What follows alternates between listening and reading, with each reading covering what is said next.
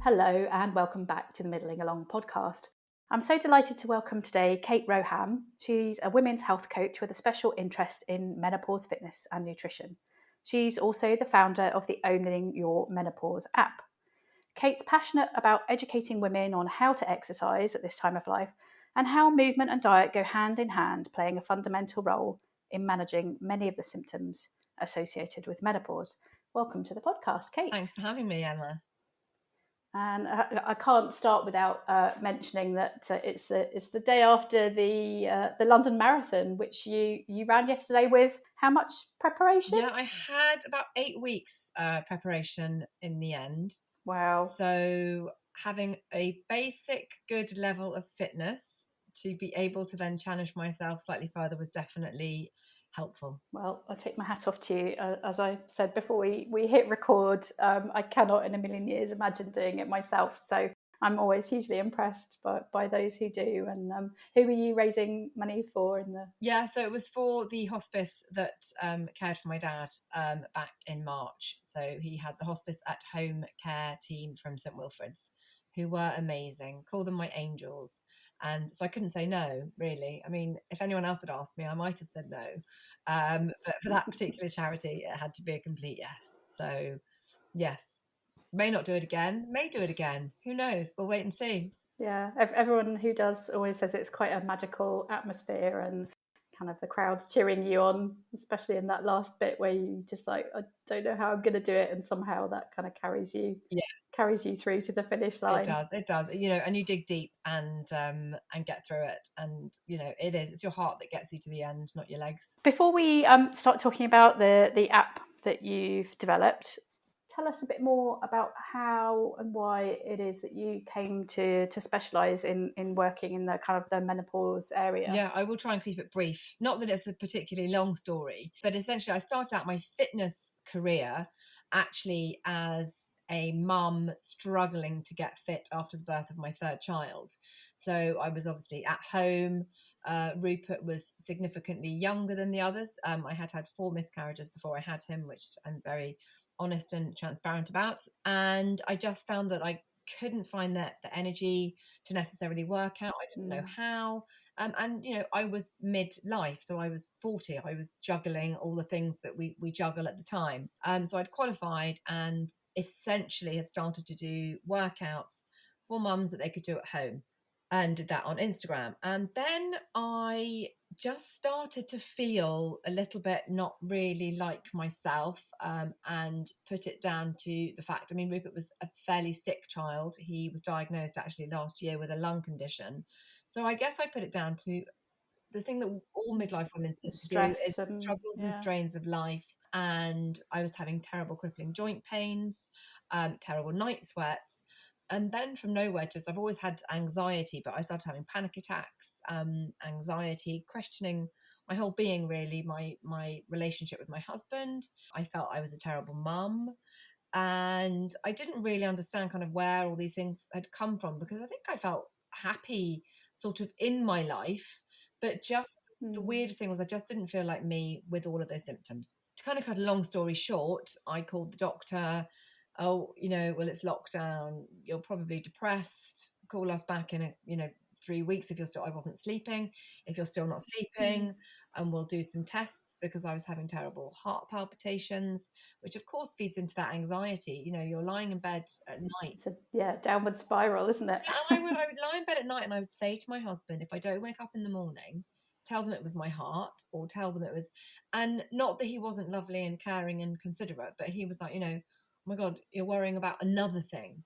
So I think, again, along with many of the symptoms that come, we begin to worry about a lot more of our niggles, and that was definitely something that was appearing. And I then felt that the training regime that I was doing wasn't working for me, and a lot of the specifics around what I was doing was HIIT training, so which we will probably come on to later, but obviously elevating my cortisol levels even more, bringing more stress into the body. And I was like, this just isn't right. Anyway, after about 3 months, I then did a little bit of research myself and called the doctor. And they did do an ECG. They did do a chest X-ray, and then they wanted to test me for asthma. And I realised I wasn't really getting anywhere. And actually, when I cried on the phone to them, they were like, "We think it's depression." And I was crying through frustration. I ended up having to go privately. I was very lucky to be able to do that, because I know that a lot of women aren't able to and find themselves in a very dark place. So I did. I went privately, and I was diagnosed as being perimenopausal.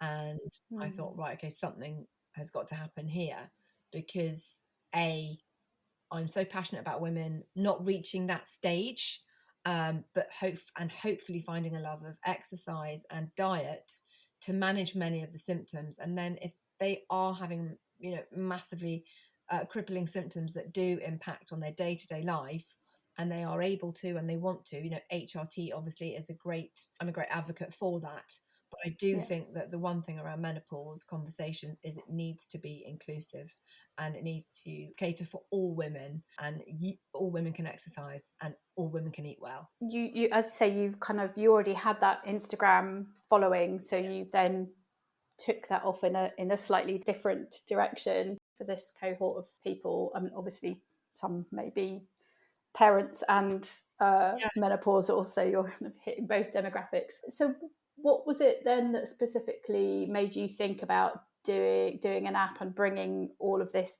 together? Was that just sort of a logical next step on for you in terms of where that was Well, yeah, going? I suppose it probably was, because what I hadn't mentioned is I'd actually been doing free Instagram workouts for 4 years. So everything I did was free, all the content was free, and it wasn't that I was like, right, I need to charge for it. What I wanted to be able to do was to help women in a more in-depth way. And obviously the only way I could do that was by giving more time. And so I was like, how do I do this? And looked at creating an app. On the app, we work out together. I brought nutritionists in. I've got Pilates teachers. I've got breathwork experts. I've got sleep experts. So what I wanted to do was to bring in all these other brilliant women who could help other women manage their menopause from a holistic perspective. I've also got 2 GPs that come on and help. So we have sort of live check-ins where women can come on and ask questions, because obviously I'm not medical. And that's the other thing I massively think we all need to do when it comes to menopause, is we must stay in our lane, because there is an awful lot of information out there. Great information. There's also a lot of misinformation out Can be bewildering, I think, when there. you like, who do I believe? Is this person trying to sell me something? How do I know that that Exactly. And this is it's genuine? terrifying. And really all I wanted was a safe space and a safe community where women could work out. That was basically what it boiled down to. And it is wonderful. And in the morning, like this morning, there were 60 women, all faces at the screens, all there at 6:30, all championing each other on. It's wonderful because we can all type, and somebody might be new, and then there's a big welcome to the community. And that's, Emma, you and I both know, it is that thing. It is community, it is support, it is education. And that was really, I mean, there are so many brilliant people obviously in this space offering that, yourself included. And I just thought that this app was the next way to go, because what I would hope for the app is that it would sit alongside any sort of menopause policy, because so many brilliant companies now are being reactive and they've got a menopause policy. But what are we actually doing to that individual woman, or how are we saying, there's a menopause policy in place, but now this is what you can do to help yourself? Yeah, it's all very well having a bit of Yeah. paper, but if you don't go beyond that. So, and actually I think having, like you say, that community and that kind of accountability is something that is so helpful. It's really hard to do it on your own. I've certainly kind of found this where, when you're accountable to someone else, and you feel like you've got that support, it does make such a huge difference. And having, like you say, all those kind of other elements all there in one place, that people can get that information from Yeah, experts, because is it's a fantastic. really lonely time, isn't it, sometimes for some women? It can Yeah, it be, can. And yeah. that's the other thing, is also is raising that positivity there, so that if there is someone who isn't feeling great and they're on the community chat and they're like, this has happened, other Hmm. women hop on and go, oh my God, I felt like that 4 weeks ago, and I've done We've got you. It's going to be all right. all right. And there's nothing more empowering than women supporting women, and all coming together and getting people through this stage of life. And you talked a little bit earlier about HIIT training and the sort of relationship with the cortisol. So it is things like sort of strength resistance training is so really impactful and important at this stage of life. Can you explain a little bit more about why that is, and also how you know, because there may be people who still want to do a bit of HIIT training, you know, how can you kind of get that right mix? So for somebody, especially if they're new to strength and resistance training, I mean, I love it, but not necessarily everyone's going to be like, I'm not really sure that's for me. Yeah. I mean, if we go back and take it right back to the beginning, what I would say is that if you've got a good level of fitness and HIIT is working for you, and you're not noticing joint aches and pains, you're not noticing unnecessary weight gain, you're not feeling overly anxious, or you're not sleeping well, you don't necessarily need to change it, is what I would say. So Right. if you're in a good spot and that's all going cracking and hunky-dory, then brilliant. But perhaps if you are able to add some strength training to your HIIT, that would be much more beneficial for your joints, for your bones, and for your mental health as well. So the reason I try to encourage women to lift weights is because obviously as our estrogen declines, we know that we put ourselves at a higher risk of osteopenia, osteoporosis, because our bone density massively decreases. So not only that, from around about the age of 35, we also begin to lose muscle mass. So sarcopenia being the more sort of technical word behind that. And so we're kind of almost inevitably fighting against the aging process. So my thing is, what can we do at this time in order to build some good, strong foundations that take us through that stage and leave us less open to the elements of osteopenia, osteoporosis, heart disease, weight gain, and all of these sorts of things that do generally tend to happen as we go through menopause. And strength training ticks every box in that aspect. It is great for your heart. And a lot of people will be like, but with HIIT, my heart is racing. If you are lifting the right amount of weights, let me tell you, your heart rate goes up. Yep, I can vouch for that. And you are then in that same kind of vein. You're exercising that heart muscle, you're building strong bones, you're working your joints, and you're building lean muscle.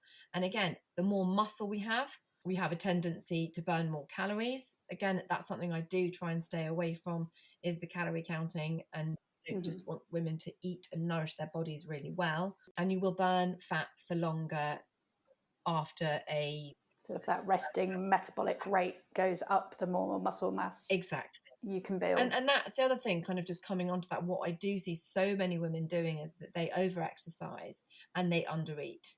And again, that's a massive thing that we really need to encourage women to know, that this isn't a time to be restricting on that diet. Perhaps looking at what you're eating in order to nourish your body. And again, as we know, with regards to our insulin, can be a little bit more sporadic, and those dips that we have. So it's kind of that whole package. But really, for me, strength training will build endurance, it will build strength. And whilst HIIT has its absolute place, it's quick, it's fast, it's effective, you can achieve just as much with lifting weights. And we do have one HIIT workout a week on the Owning Your Menopause app, because I know that people love it. But other than that, we do lift weights. So if people don't necessarily want to have to kind of think too much about it, the way that you've scheduled your classes in the app is kind of what you see as an optimal kind of mix of things for people who are just like, I just want to turn up, just tell me what to do on Monday morning. And it includes rest days as well, because again, we're so scared of resting, aren't we? We think if we rest, our body's going to go, and everything's going to fall apart. And it's not. Again, rest at this stage is so important. And I think that's the one thing I really want women to understand, is that by no means am I saying that this is a time that we have to change the way we train because we're not as strong. We just have to change the way we train so that we can be as strong. And that does include having more rest to repair the muscle. I mean, everybody has to rest regardless of that, but it will just take us a little bit longer in midlife for that reparation to happen. But that actually, certainly in my 40s, I am the strongest I have been, looking at how I'm training, looking at how I'm nourishing my body. And if we just go back to that marathon chat, 22 years ago, I did the London Marathon, and I did it in 3:47. And yesterday I did it in 3:47. So, that's amazing. don't have to, we can be just as strong as we were And in fact, I spent 2 days in bed after the marathon when I was 24, and I'm not in bed today. So to anyone questioning themselves or worrying about any of that stuff, you really can be just as strong. You've just got to get yourself there and start. Yeah. So what's your advice to somebody who's coming into this from maybe a situation where that, they've just exercise or whatever has kind of dropped off their radar, they're really kind of coming into it afresh? How can they best start to build that up in a kind of sustainable way? Yeah, and that's really key there, Emma, that you say a sustainable way, because I think that a lot of women, we suddenly go, oh, I've got to work out, and then we do something for 2 or 3 weeks, and then we fall off the wagon, and then things crop up. We're looking after elderly parents, we're caring for children, we are doing so much. But what I would say to anyone who is looking to get back into it or looking to start is to be kind to yourself first and foremost when you go into it, and don't set yourself any major big challenges or goals. Mm-hmm. And I think we all talk a lot about goals and having an end goal. I think when it comes to our health and well-being, there is no end goal. It should be something that happens every single day. There shouldn't be an end point. We should always be looking to nourish our body. We should always be looking to get stronger. We should always be looking to be more mobile. And I think to that end, it doesn't mean that a program finishes. So I think when we start these things, we go, right, well, I'll do that program for 6 weeks, and then I'll do that for this time. And then you're always looking for the next thing. I think we just have to keep going. What does my future self look like? And how do I future-proof my body so that I can be the strongest and the most mobile going forward, and just start? And, I completely appreciate there are women that might be listening, and sometimes the exhaustion is just too immense, and the joint aches and pains can be so crippling that you feel like you can't do anything. But if you are able to walk from one room to another and pick up a remote control, if you are able to put on your kettle, do that 2 or 3 times. So walk to put the kettle on, don't necessarily put it on, walk back, walk there, and build up and build up and build up, because the more you move your body will reward you. And even if you are at that place where you really feel that you can't do something, if you are able to walk from, as I say, one point to another point, you can do it. You can just extend that. So, walk for 5 minutes a day for 1 week. The following week, go for 10 minutes a day, and then the next week, 15. Small, slowly, and building up. And you will then nourish, you'll nourish everything. Your body will feel happy. You'll lift that mental feeling of I can't do it.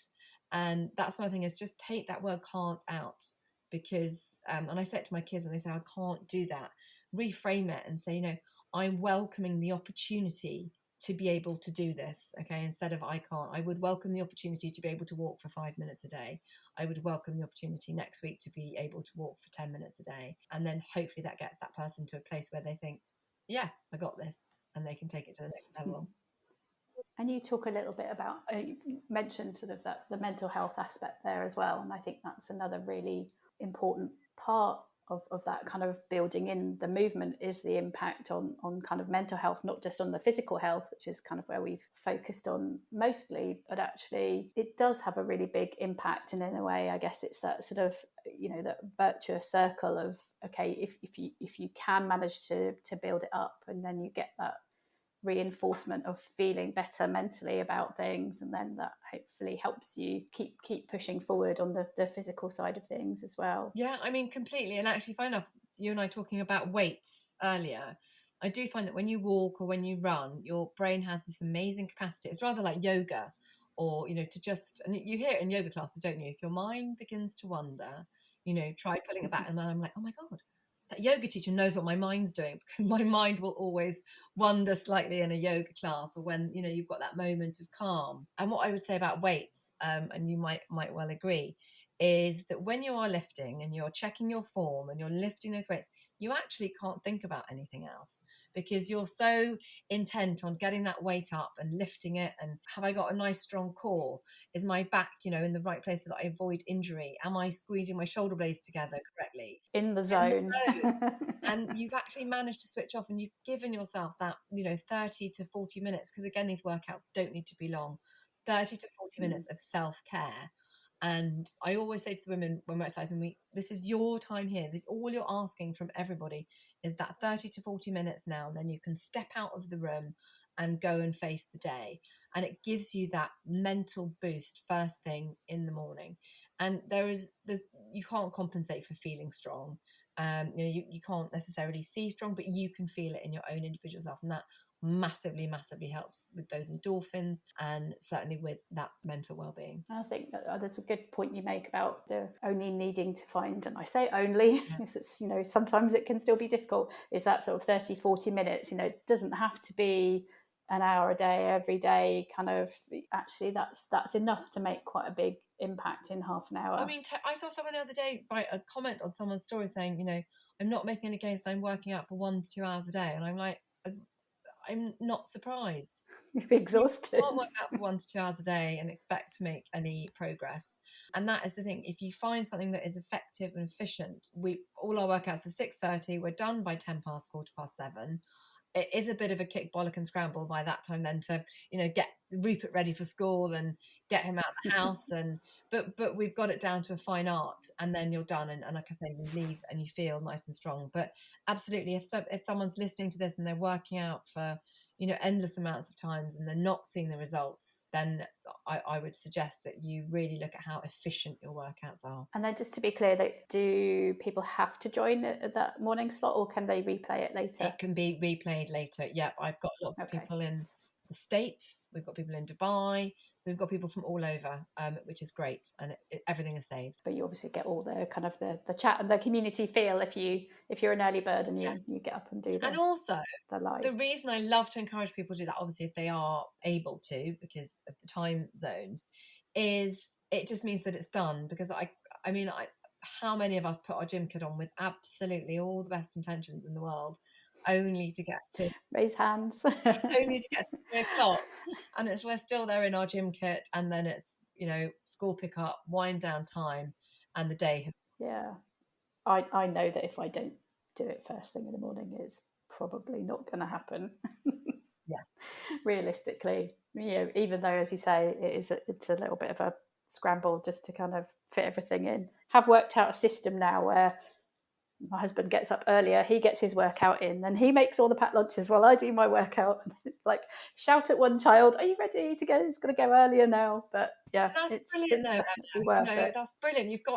We have to try and make it work. And there's a brilliant thing. We don't all have the same 24 hours in a day, but we all have the opportunity to optimize our well-being, and it's how we go about doing that really begins to count, especially if we go through midlife and we are juggling so much. I think the more that I think about things in this space, the more that I see that kind of going through this transition is a real kind of metaphorical kick up the backside. And it is that kind of almost the red warning light going off on the dashboard, going that you need to start prioritizing yourself. You think about, what you want the next 50 years to look like, and certainly talk to a little bit about this to other people. I have parents now who are in their mid to late 70s and have a raft of issues around mobility and serious illnesses. And obviously there's no guarantee, but I can, to a certain extent, like you were talking about future proofing, there are things that I can do now.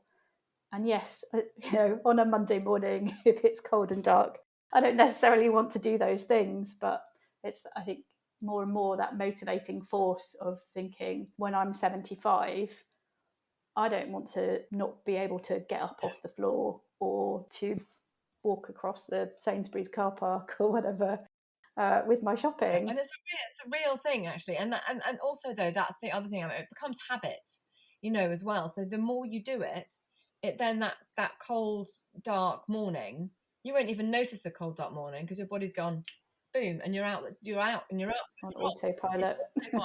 Then it's like brushing your teeth. It's like going to the loo. Your body just wants to do it, and so it's building that habit through consistency. And at the risk of sounding very smug, you do get a bit of an endorphin rush, especially with the weights certainly. I find maybe not so much with the yoga, although that's more kind of calm zen, Yes. but definitely with the strength training, you do really feel like you can just go out there and kick some butt. Yeah. So I recommend it. Yeah, makes you less shouty. That's what I found, because I'd be like, "Urgh," and then it's all done, and then you can come into the room and just be present and smile. Nothing like throwing some 7.5 kilogram weights around to Exactly. get rid of some of that excess rage. I think my children are quite scared of me when they see me doing But also such a the good squat example, thrusts with a and such a good example to them though as well, right? Because I think that's the other thing. What everyone's, what we're all trying to do as well is to be that, the generation to sort of make this menopause matter and going forward. But what a good example we are to our kids as well. Because I don't know about you, I wasn't, and actually I just, funny enough, saw a school report looking for a picture. I wasn't overly sporty at school, and I think it's the same nowadays. no, Unless not at you're all. in the A's or the B's, you feel very underrepresented. But actually, as I say to my kids, look, you can still be fit and strong. You don't necessarily have to be part of a team if that's not the right thing for you. You can go and lift weights, you can go to the gym, you can go for a run. So you can do things on an individual level. Yes, working out, and having that camaraderie can be really nice. But if you're told that you're not very good at it, find something that you are good at, right? And that's actually the other thing about lifting weights is, who's there to tell you you're not good at it? Because everybody can lift weights, so this isn't something that you can't do. This is something that you have the opportunity to do. We can all lift. We're lifting every Yeah. day. And actually, for me, I think the being able to do that in my own home, in my own space, and feel, because gyms can be a bit very intimidating. Let's get that out Yeah. there, especially if you're new. But I think that's the reason that I have continued to do it for nearly 2 years now. Is the convenience of doing it at home. I do not have a big living room. Trust me. There's and my kid is, while I'm working out, sat behind me, usually on the tablet doing something and looking at me. So it's not. Don't get any ideas. It's not a glamorous workout space, but the convenience and actually that psychological safety of like, well, no one's looking at me apart from the 12-year-old and he doesn't care. Yeah.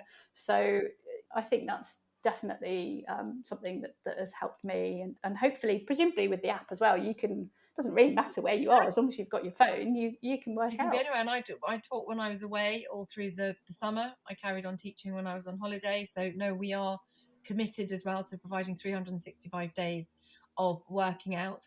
And actually, coming back to that, you were saying your son, there on his tablet. I think again, another thing that a lot of us do is have that guilt about, while we're working Carving out, out the what are time. they going to do? Yeah. Give your kids the remote control, a bag of popcorn, chocolate, a phone, an iPad, whatever it takes to give you 30 to 40 minutes for your time, because they'll love you for that anyway. If you're giving them all of that, you'll feel amazing when you come out of the room having had a workout, and it just makes for a happy time. So I think that's the thing. It's a win-win situation.